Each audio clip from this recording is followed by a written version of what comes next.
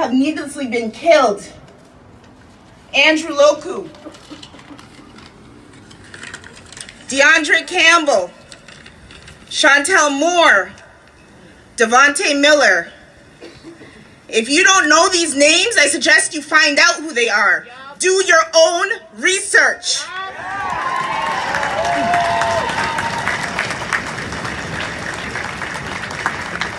I understand that the NRP has to be here today, but I say this to you as well. Respect this space.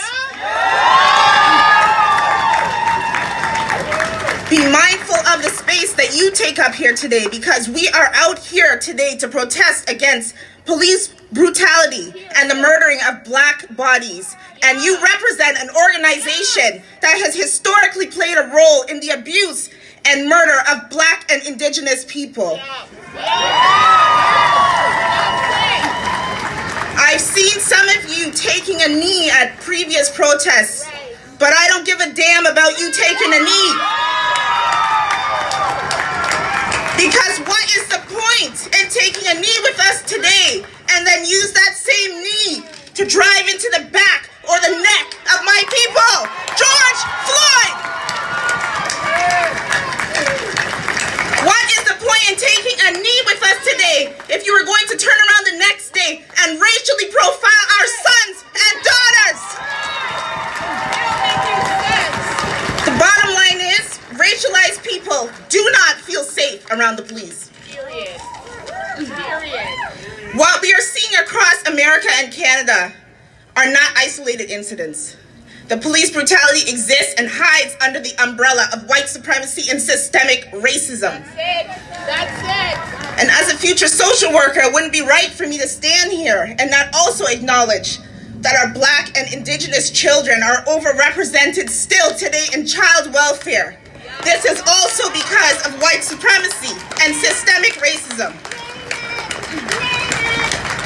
Right here in Niagara, the pride flag in West Lincoln was not raised, and I quote, a message from the Niagara-on-the-Lake Lord Mayor's office released June 8, condemning racism, received signatures of support from 7 of the 8 councillors. So don't tell me that there isn't a race problem and discrimination right here in Niagara.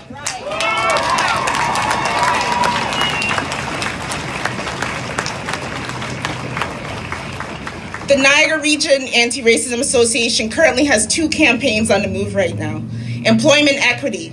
Black and Indigenous households are 3 times more food insecure than white households. And this is in part because of difference in quality of jobs.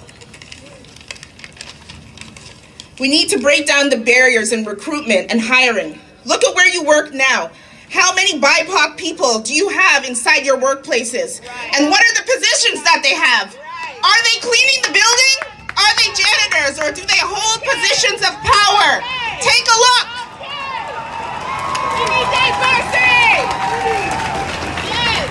We need all employers to become equal opportunity employers, and not just living wage employers, but having employment equity programs as well.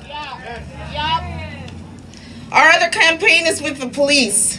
We need any changes that we can get, even the small ones, because the small ones will amount to bigger ones. We need to start by shifting police away from welfare checks, mental health calls, suicide threats. That's not where we need our response.